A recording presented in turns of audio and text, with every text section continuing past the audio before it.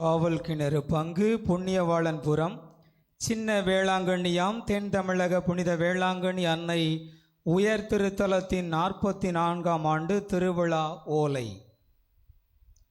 திரிபுவன சராசர பொருள் அனைத்தையும் ஓர் உரையால் படைத்த தெய்வத்தின் ஊற்றாகிய பிதாவாகிய சர்வேஸ்வரனுடைய குமாரத்தியுமாய்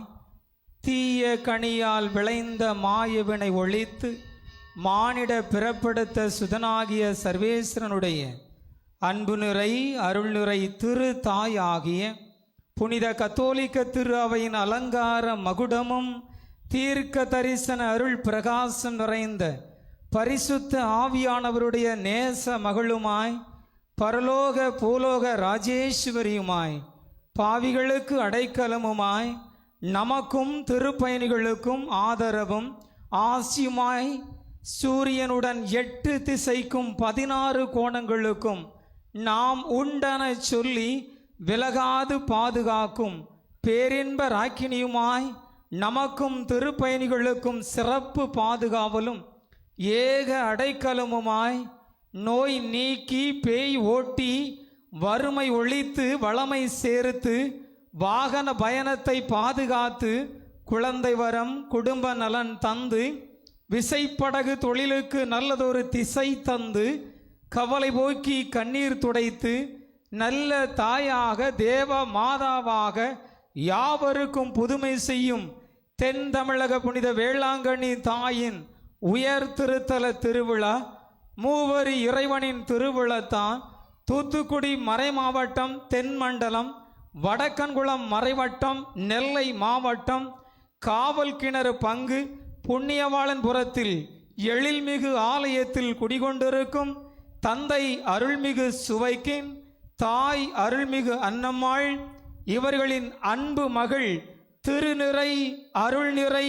எழில் நிறை அன்பு நிறை செல்வி அக்காலம் இக்காலம் எக்காலம் என்று முக்கால கன்னியுமான காவல் கிணறு பங்கு புண்ணியவாளன்புரம் தென் தமிழக புனித வேளாங்கண்ணி அன்னையின்